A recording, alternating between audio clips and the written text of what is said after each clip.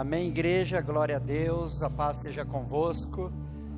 Eu agradeço a oportunidade, mais uma vez, poder estar aqui compartilhando com os irmãos a palavra de Deus, algo muito bom,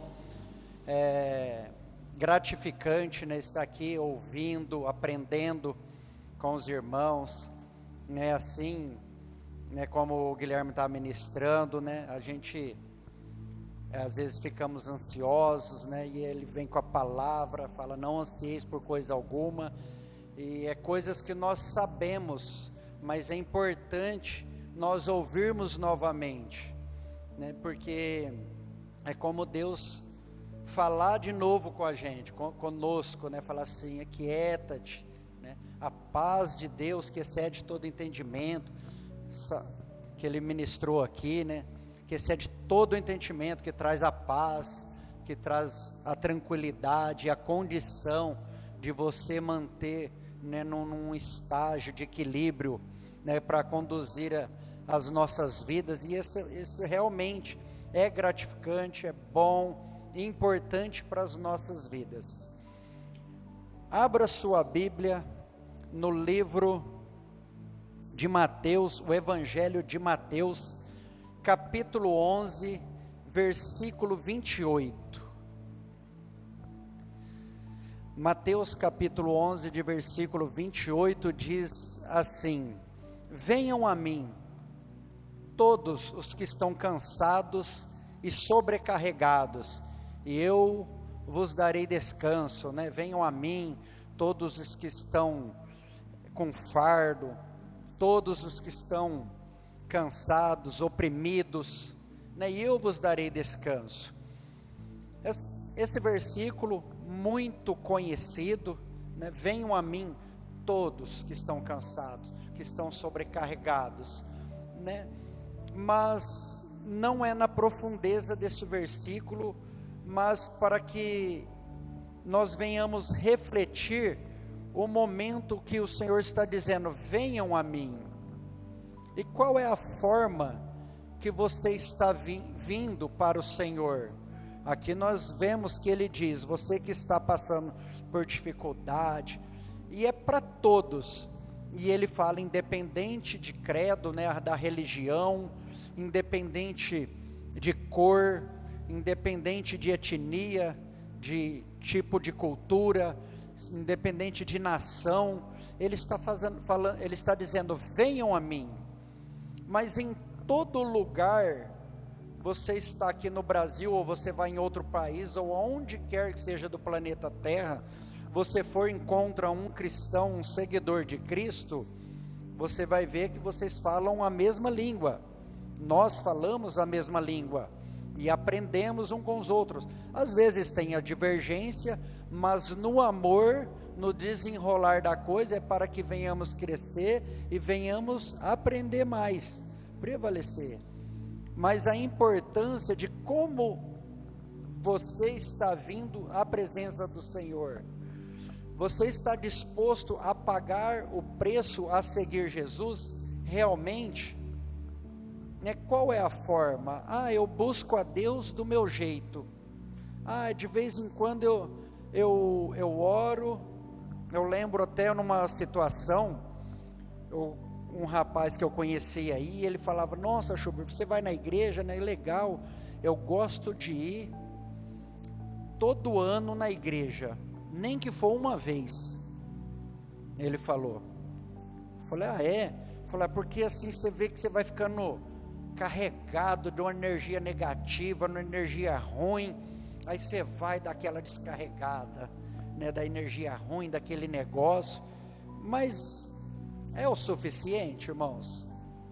É isso que Deus quer das nossas vidas, na vida das pessoas, seja lá quem for, Ele quer que estejam, sim, em comunhão, como as Escrituras diz, que esteja na presença dEle, porque Ele sabe a forma que nós funcionamos, Ele sabe a condição que nós andamos no nosso dia a dia, aquilo que nós pensamos, a forma que nós fadigamos no nosso dia a dia, e como vai ser o equilíbrio de cada um de nós. E nada melhor do que nós vimos e abastecer de Deus, né? Porque a paz de Deus, esse versículo vem encaixar muito, né? Que excede todo o entendimento. Como que nós entendemos o querer de Deus? Como você entende o querer de Deus para a sua vida? É suficiente? Você se sente buscando a quantia suficiente, da forma suficiente? Eu acredito que por mais que a pessoa busque, por mais que a pessoa entenda, ainda ela se sente devendo, conhecendo o tamanho do nosso Deus, sabendo, né, a forma que nós somos limitados, porque sempre algo em nós está apontando e mostrando, né, naquele versículo que fala: todos pecaram e destituídos foram da glória de Deus. Tá, mas aí conhecemos o Cristo, começamos a andar com Ele, começamos a ter uma vida diferente, e aí vem a palavra e vem assim, que aquele que diz que não peca, já está pecando. E o Senhor mostra: você não é melhor que ninguém, você não é o bambambam, né, como diz tal. E por isso que Ele nos mostra, e assim como Gálatas, você vê lá capítulo 6, mas vá a teu irmão, vá a teu próximo, no amor, e conduza a palavra a ele, e conduza a verdade a ele. Se ele estiver pecando em algo, vá, conversa com ele. Se ele não aceitar, se tratando do relacionamento na igreja, ou num relacionamento familiar, chame alguém, porque você não quer que aquela pessoa se afunde, você não quer que aquela pessoa se dê mal. E quando você vai e conversa com ela, você chama outra pessoa, e ela entende aquilo que você quer para a vida dela, que é o melhor. Então a palavra diz que você ganhou um amigo. E amigos, é fácil ganhar amigos, irmãos? Não é fácil, né? Se for contar, né, dá para contar na mão a quantidade de amigos. E eu me lembro uma vez que o meu pai me perguntou, falou: filho, quem que é seu melhor amigo? Aí eu fiquei pensando, quem que era meu melhor amigo? Eu era adolescente, né, tal, pensando, tem um fulano. Ele falou assim: seu melhor amigo é o seu pai, e é o único que você pode contar até então. E é uma verdade, não é, irmãos? Bem caracterizado assim, o melhor amigo, né? E Jesus diz: amai o próximo como a si mesmo. E muitas vezes nós pensamos, quem que é o próximo? O nosso maior próximo? Mas a minha mulher, ela não é minha família. Minha família é meus filhos, minha mãe e meu pai. Nós casamos. É uma mentira, um engano de Satanás, porque é a parte principal, porque para vir acontecer os filhos, é a mulher, e é a pessoa mais próxima com quem dividimos a cama, é a pessoa mais próxima, porque quando cairmos na necessidade maior, numa frustração maior, é a pessoa que está do nosso lado, né? A esposa, é o marido que está do lado, né? E eu vinha dizendo, né, a pessoa, por mais que ela conheça, que ela entenda, que ela viva, né, numa profundeza, eu até anotei uma passagem aqui, uma frase, né, de Charles Spurgeon, um homem conhecido como o príncipe dos pregadores, alguém que encantava, que trazia multidões para Cristo, e que até príncipe dos pregadores foi um título dado por um príncipe mesmo a ele, que se tornou rei na época, que esteve no velório dele. Foi o maior ofício fúnebre que teve naquela cidade, na Inglaterra, até naquela época, né, daquele século de 1800. E ele disse, esse foi o verdadeiro príncipe dos pregadores, e ele disse: toda vez que penso no cristão que deveria ser, sinto vergonha deste que sou. Olha, mas não foi qualquer pessoa que disse, isso foi Charles Spurgeon, né? Os livros dele que tem, eram ministrações que ele preparava, depois juntaram, depois da morte dele, formaram-se os livros, né? A maioria que eram esboços, né? Que ele preparava, e ele escrevia, e não ia separando lá, e aí ele fala, né? Que ele chegava igual eu estou aqui hoje, né? Preparei um esboço, já estou falando tantas coisas que não está no esboço, e ele fala que ele preparava tantos esboços para chegar no momento e falar tudo aquilo que ele não escreveu, né? Porque Deus usa, Deus capacita, Deus quer, assim, dessa forma, escolher a sua vida, e mesmo que você acha que eu sou pequeno, eu sou errante, eu sou falho, mas o Senhor quer usar a sua vida, porque Ele não escolhe os grandes intelectuais, Ele não escolhe os grandes sábios, Ele quer usar aqueles que se dispõem à sua obra, aqueles que se dispõem a pagar o preço. Mas é porque nasceu com dom. Não, é como o Cristiano Ronaldo, né? O dom que ele tem é devido tanto sacrifício, tanto treinamento, né? Quem conhece o Cristiano Ronaldo, jogador aqui, né? Conhecido no mundo todo, né? E vemos porque é um baita de um craque, né? Devido ao esforço, né? Mas de que forma que nós então devemos andar com o nosso Senhor, com o nosso Jesus, a forma que nós devemos nos apresentar no nosso dia a dia? Então, seguindo esse raciocínio, o que precisamos fazer, o que a palavra nos diz, nos instrui, e calculando isso, eu quero trazer os irmãos para ler no livro de Lucas, capítulo 14, o Evangelho de Lucas, capítulo 14, 28 ao 30. Deixa eu ir pela Bíblia aqui. O Evangelho de Lucas, capítulo 14, achar aqui, versículo 28 ao 30.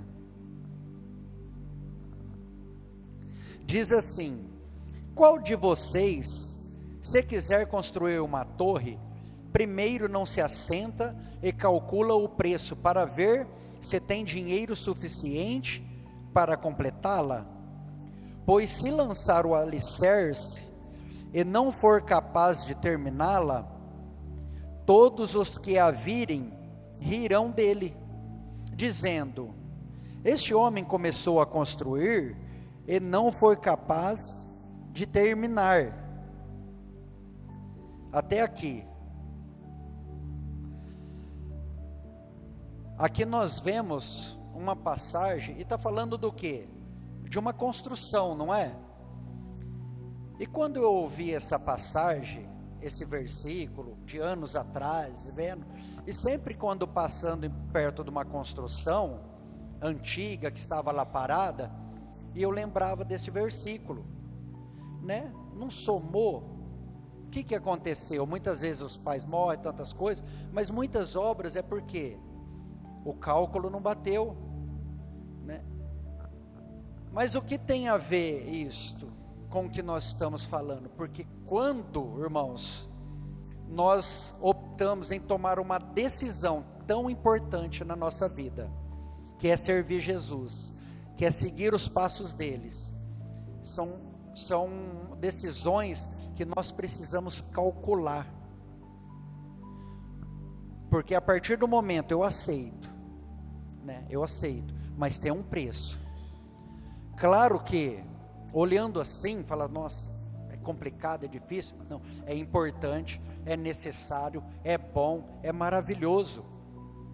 Mas para viver o querer de Deus, para viver aquilo que Deus tem para as nossas vidas, é deixar, né, de calcular aquilo que nós projetamos para fazer da nossa forma, mas para colocar na balança e pesar aquilo que Deus realmente quer para as nossas vidas.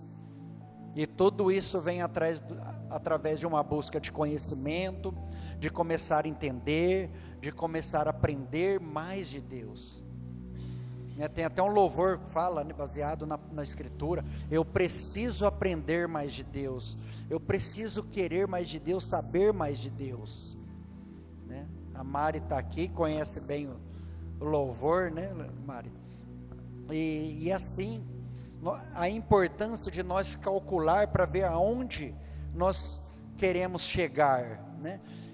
E Jesus quis dizer, né, não tome nenhuma decisão precipitada, né, mas calcule, né, a decisão que você vai tomar realmente. É uma decisão importante, mas também é uma decisão necessária, e é pagar um preço. Por quantas vezes na caminhada nós estamos indo, mas, né, houve uma conversão, você mudou o caminho, você mudou a direção, e você estava indo, que na verdade, a pessoa pode ser boa, ela pode ser trabalhadora, ela pode ser tantas coisas, tal, mas o Criador ensina que existe um foco de adoração que leva para a vida eterna. Então, o desejo de Deus é que todos sejam salvos. O desejo de Deus é que todos entendam o seu propósito, e por isso que numa amplitude a sua palavra está sendo ministrada, numa amplitude a sua palavra está sendo pregada, trazida a um entendimento de muitas pessoas. Mas é necessário nós realmente ver, né, que o que estamos aprendendo é o que é correto e o que é engano, né? Conhecereis a verdade liberta. O meu povo é destruído porque falta entendimento. E quando não buscamos o entendimento, deixamos de lado, né, a falta dele, e começamos com coerência a seguir os passos do Senhor e fazer aquilo que é viável, que é necessário.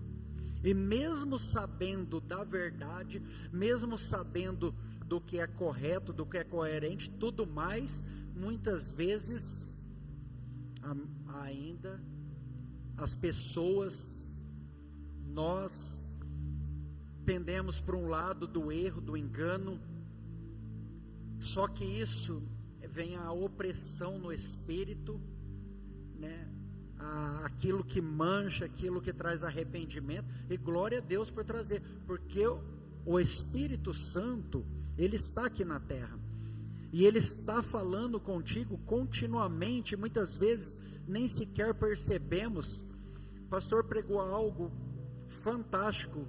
Uma palavra, irmãos, muda assim um grau de raciocínio na nossa vida, que no momento que Jesus Cristo fala para os discípulos deles, lá no Getsemane, fala: orem comigo, né? Nem uma hora sequer, vocês estão dormindo, o Espírito está pronto. E o pastor disse assim: o Espírito, ele sempre está pronto. Eu imaginava assim, Jesus estava pronto, o Espírito é da parte de Deus, ele está pronto, mas o eu, como que está funcionando o eu?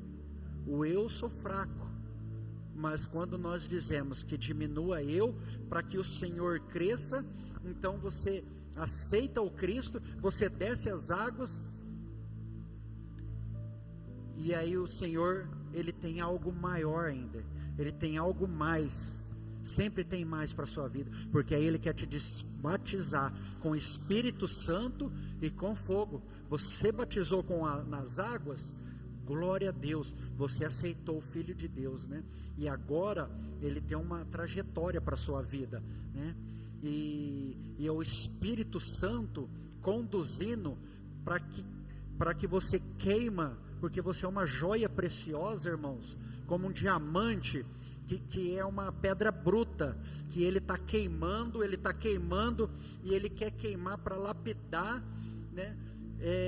Para que esse batismo no fogo venha realçar e transparecer através da conduta que você passa a ter, para que as pessoas vejam e convertam e conheçam o caminho. Amém? Estão entendendo? Glória a Deus, né? Muitos tomam a decisão de seguir a Cristo, né? Mas fazem por emoção. E nós vemos, né?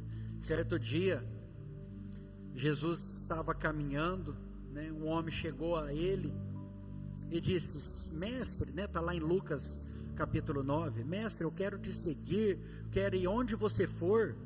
Lucas capítulo 9, onde você for eu quero ir contigo. E Jesus diz: a raposa tem suas tocas, né? Os pássaros têm seus ninhos, mas o filho do homem não tem aonde repousar a cabeça. Mas Jesus não tinha seus pais, não tinha uma casa, não tinha um lugar. O que ele está mostrando para nós? O que ele estava trazendo para nós entender? E para aquele moço que ele entenda que quando nós seguimos a Cristo, não é pela sua direção, não é para você deitar onde você quiser, não é para você dormir da forma que você quiser. O Filho de Deus não tem aonde repousar, porque a caminhada de Jesus, ele estava mostrando para aquele homem que ele estava caminhando para a cruz, ele estava caminhando para um propósito maior. Abraão, né? Jesus fala para Abraão: sai da tua terra, sai da tua parentela e vai para onde eu te mostrar, vá para onde eu der a direção para você. E Abraão sabia para onde ele ia. Caminha, eu vou te dar a direção. E seguir a Cristo é isso. Eu estou indo por aqui, Jesus, e o Senhor fala assim: não, eu vou te dar a direção, vai por aqui, né? Filipe, ele estava indo por um caminho, o Senhor fala: não, vai. Como que é? Para onde que Deus manda Filipe? Não é caminho de Emaús. Ele fala: vai para... Aí ele fala com o homem que estava na carruagem lá, que estava vendo a passagem de Isaías, né? Deu branco, irmãos. Mas ele fala para Filipe: vai para nessa estrada aqui, outro caminho. Ele encontra um homem, e lá ele fala, o homem estava vendo a passagem de Isaías, então ele chega e fala: você entende o que você está vendo, o que você está lendo? Falou: não, eu não entendo. Como eu vou entender? Falou: então eu te conto, né? Ele fala de Jesus tal, que o Messias veio, ele veio, foi como ovelha muda para o matadouro e veio trazer salvação. Ele ressuscitou, e ele fala: mas o que eu preciso então para mim ser salvo, para alcançar a salvação? Precisa de água. Então para a carruagem. Eles estavam passando perto do lago, então eles param e ele foi batizado nas águas, né?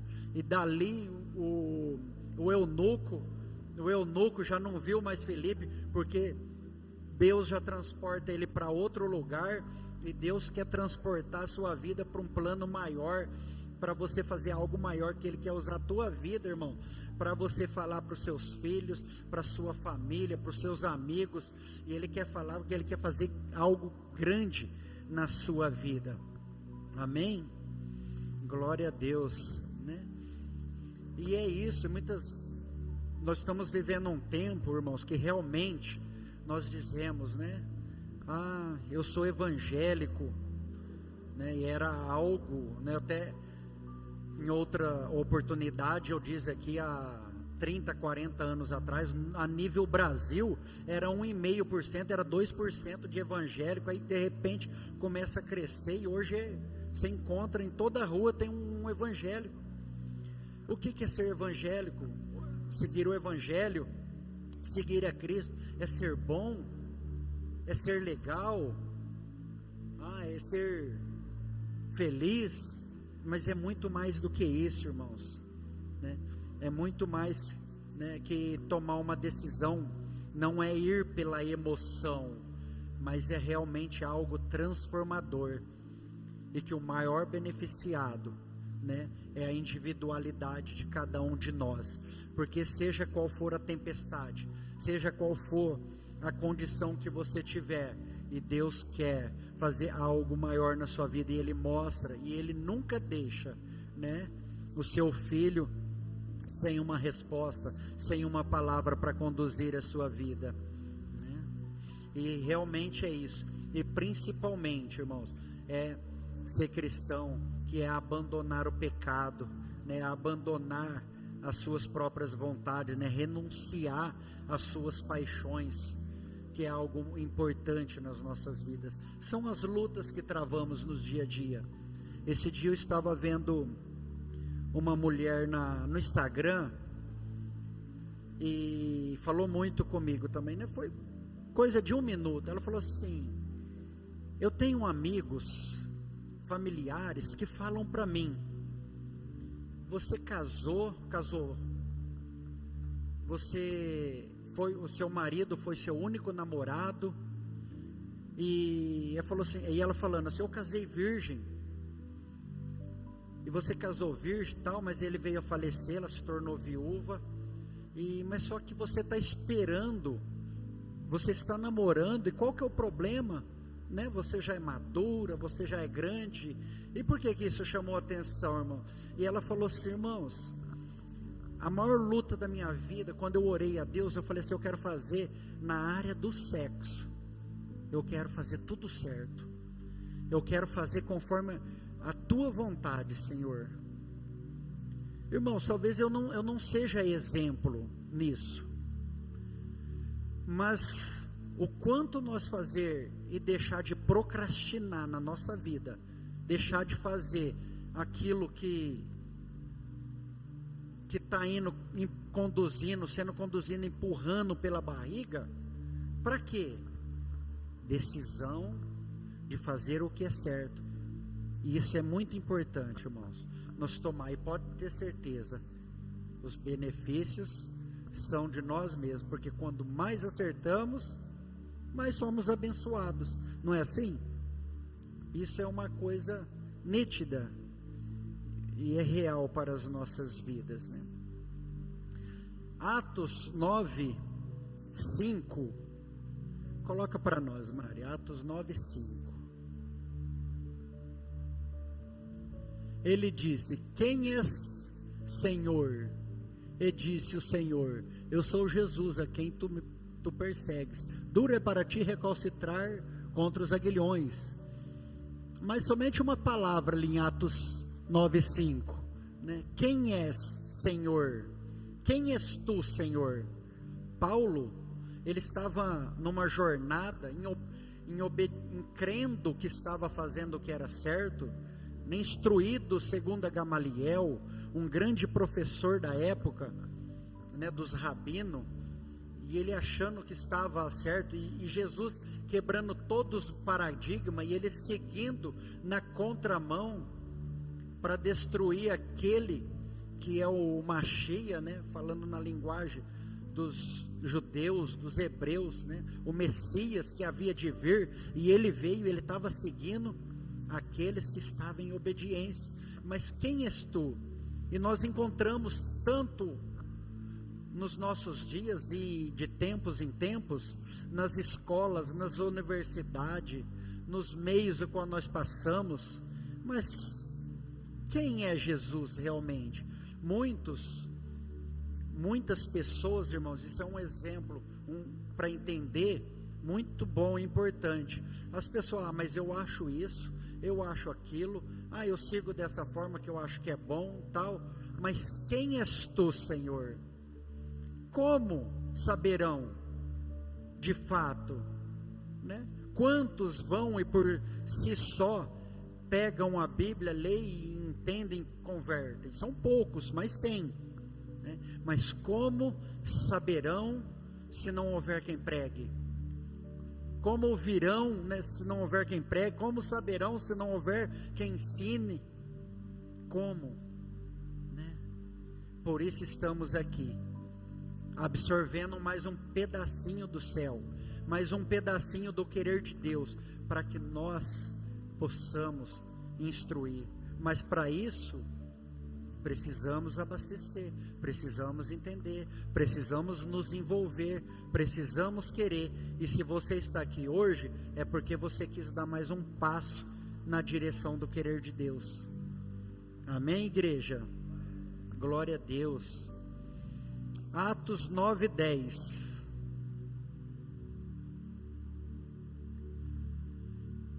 E havia em Damasco um certo discípulo chamado Ananias, e disse-lhe o Senhor em visão, Ananias, ele respondeu, eis-me aqui, Senhor. Mas essa passagem aqui, para não tomar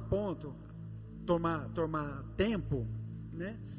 Aconteceu o que aconteceu com Saulo, né? Todos conhecem bem essa história. Saulo vai atrás dos cristãos, cai do cavalo, uma forte luz, e ele vai para Damasco, e lá o Senhor fala com Ananias e envia para ele orar, para abrir os olhos de Paulo, né? E Paulo estava começando a conhecer o Senhor, né? Falou com ele lá, és tu, Senhor, né? Por que Paulo diz, és tu, Senhor? Ele indagou, né? Senhor, o Cristo, a qual ele persegue. Sim, sou eu, a quem tu persegues, a quem estava perseguindo. Então direciona para Damasco, lá ele fica cego por 3 dias, envia Ananias, né? Então tem muitas pessoas, e é isso que eu estou tentando passar para vocês, igreja. Tem muitas pessoas que estão cegas, achando que estão vendo de tudo, né? Tinha o cego Bartimeu, lá ele estava cego, mas ele estava enxergando pelo Espírito, e muitos que enxergam com essa visão física, né, estão cegos para enxergar, né, o querer de Deus, e através da sua vida, né, Deus vai usar a sua vida como Ananias, para você ir até muitas pessoas, para que os olhos sejam abertos. Você crê nisso, irmão? Amém, igreja? E às vezes, irmãos, parece tão difícil, mas numa simplicidade, você falando da grandeza de Deus, do amor de Deus, né, do que é correto, às vezes passa 1, 2, às vezes é na hora, às vezes é 10 anos, às vezes é 20 anos. Outro dia eu fui na casa de um colega de trabalho, isso vai fazer uns 10 anos, ou mais. Eu fui na casa dele lá, e nós fizemos aquela célula Casa de Paz, né, pastor?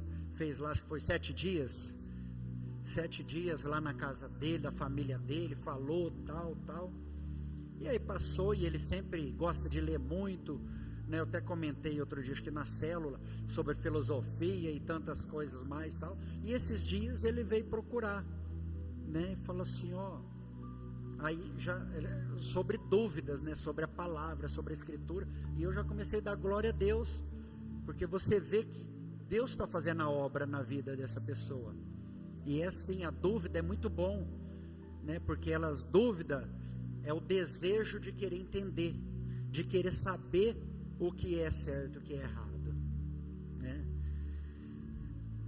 E Ananias queria ir lá falar com Paulo, lá orar por Paulo, falou, Senhor, o cara está vindo aí matando todo mundo, prendendo, né? Um servo dele lá, Estevão, ele consentiu a morte de Estevão, apedrejado, agora ele vem aqui, o Senhor mandou até ele, mas o Senhor está mandando, né? O Senhor falou, pode ir, então ele vai em obediência, né?